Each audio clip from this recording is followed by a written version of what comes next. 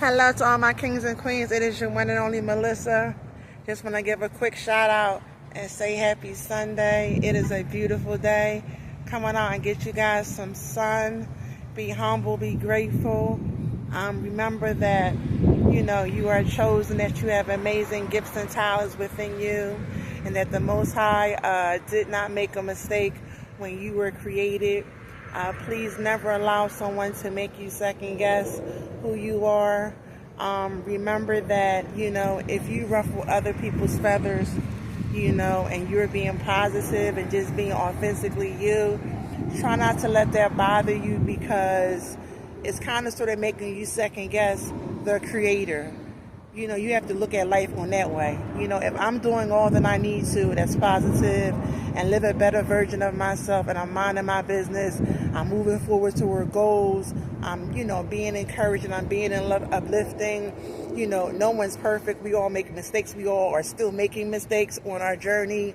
But as long as you are getting up every day and you are striving for a better version of yourself, and you could possibly be encouraging someone by what you're going through, or showing them that you can overcome, a lot of things that are being thrown your way, and still have a reason to smile, that alone should be enough for you not to second guess the reason why people, may not be, or not care if people dislike you or not. Because if you are minding your business, if you're being encouraging, if you are living the best way that you can, to be a better version of yourself, and if someone still is trying to find reason to dislike you, or create a negative energy around you, or try to make you, second guess who you are, those things that I just mentioned alone should be enough for you not to care. And I know it's easier said than done, but you have to keep telling yourself,